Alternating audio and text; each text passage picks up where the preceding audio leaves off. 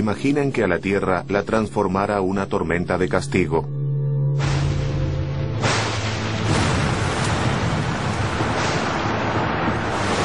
Un diluvio mundial produce una avalancha de agua que cae en cascada a través de los cañones de los rascacielos de Nueva York.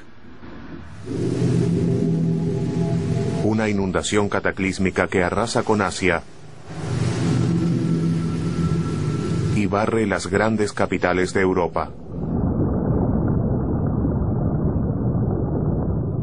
Desde el espacio, una imagen inimaginable. Un océano inmenso que cubre por completo todo el planeta. ¿Podría esa gran inundación ser parte de nuestro futuro?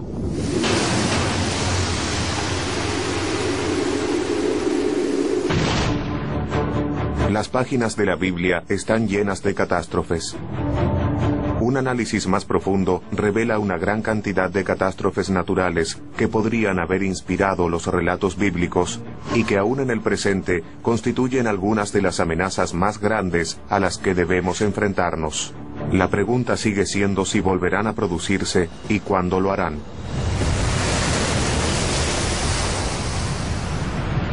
Son cosas que aún resuenan en el presente. Y en parte es porque la gente lee la Biblia como si estuviera en ella. Así que las catástrofes bíblicas aún tocan una cuerda sensible en la actualidad. Y la gente tal vez todavía tiene algo de temor. O quizás se pregunta si no podrían suceder nuevamente.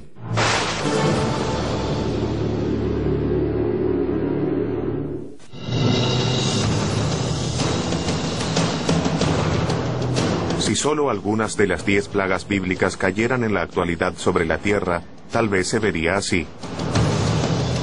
Una marea color carmesí asalta las aguas que rodean Manhattan, lo cual transforma el río Este y el Hudson en afluentes de sangre. Las ranas se apoderan de la ciudad. En lo alto, una nube densa y negra se cierne sobre los edificios. Enormes enjambres de langostas vuelan por la ciudad para devorar todo lo que puedan.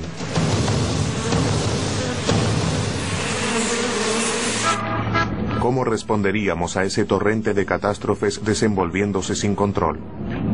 El mundo moderno sigue sujeto a los mismos tipos de catástrofes que figuran en la Biblia. Aún tenemos plagas, terremotos y toda clase de tormentas enormes. Y todavía alteran mucho nuestra forma de vida. Pero si de repente un cataclismo tras otro bombardeara hoy el planeta que conocemos, es difícil imaginar cómo lo resistiríamos.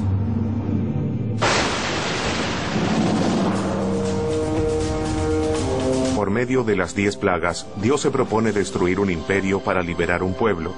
Los israelitas son esclavos de los egipcios, y el Todopoderoso quiere que los liberen. Pero el faraón no está dispuesto a resignar la mano de obra gratuita. El faraón no está dispuesto a dejar ir a los israelitas, por lo tanto, esto se vuelve una contienda entre Dios y los egipcios por medio de las 10 plagas. Y las plagas parecen ser cada vez peores y más destructivas. Éxodo capítulo 7, versículo 17.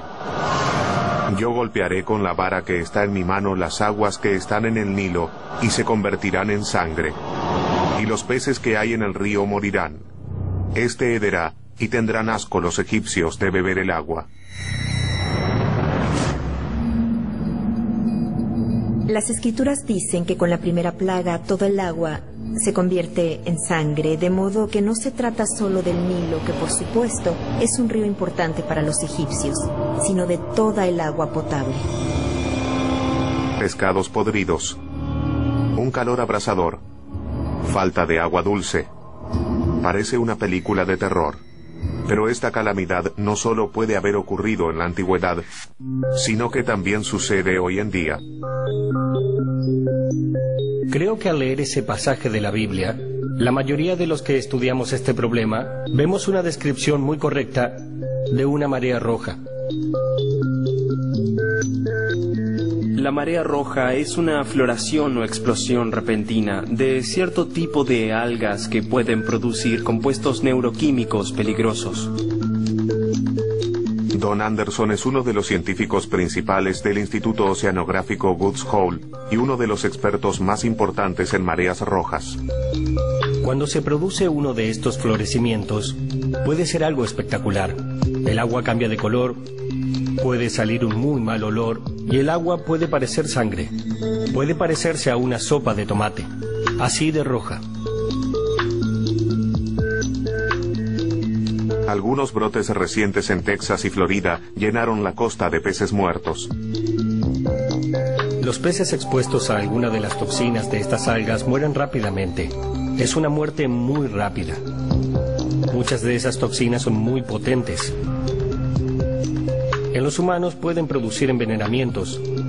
Puede haber algunos brotes que hacen que la gente que se encuentra en la playa no pueda respirar debido a que las toxinas se pulverizan con el rocío del mar. Uno comienza a toser y resollar y debe alejarse del océano por esa irritación. En una región como el delta del Nilo, el océano está a un costado y hay agua dulce. Y en este tipo de ambiente hay bastantes mareas rojas que pueden volver el agua roja, matar a los peces o hacer que sean venenosos y causar ese tipo de problemas. Así se transforma en una explicación mucho más sólida.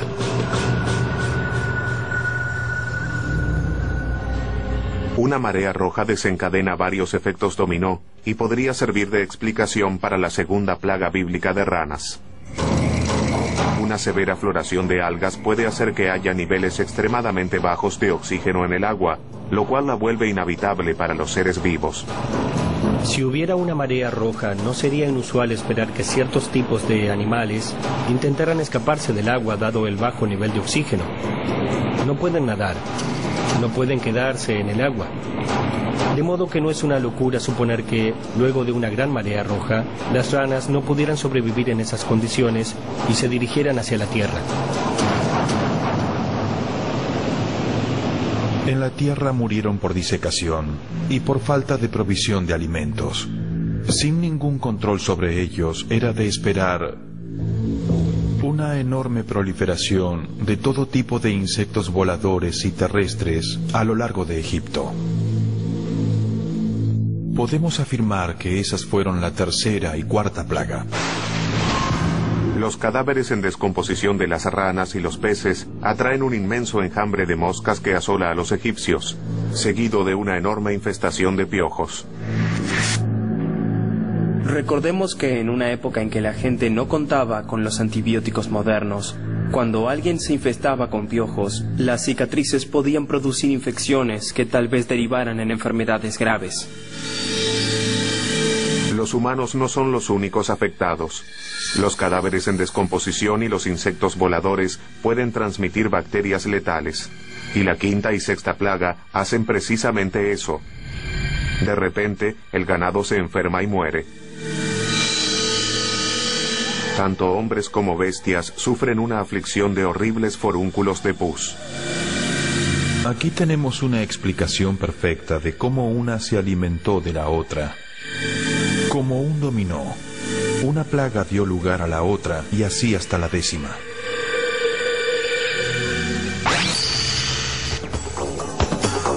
Las plagas destruyeron al imperio parte por parte.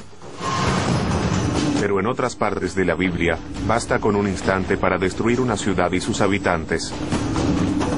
Por desgracia, lo mismo sucede en la actualidad. Terremotos, supervolcanes, mega inundaciones.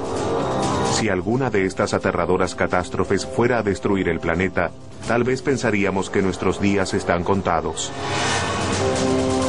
El último libro de la Biblia podría decirnos qué esperar.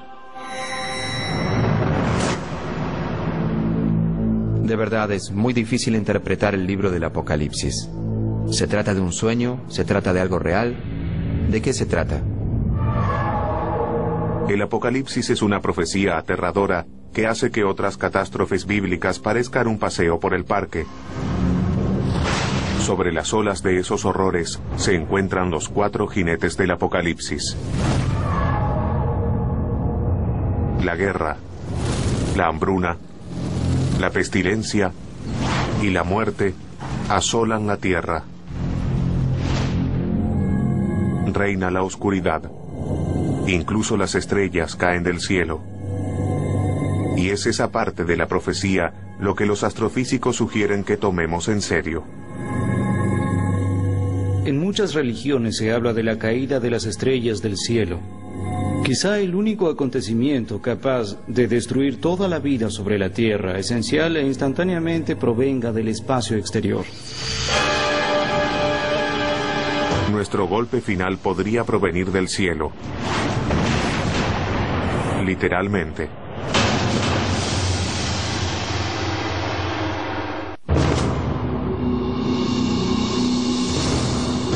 El Apocalipsis es el último libro de la Biblia. Y muchos creen que también es un vistazo a lo que será el fin de nuestros días. Pero el Apocalipsis también describe un futuro en el que el cielo se vuelve contra el planeta Tierra. Apocalipsis, capítulo 6, versículo 13. Y el sol se puso negro como cilicio hecho de cerda, y toda la luna se volvió como sangre, y las estrellas del cielo cayeron a la tierra.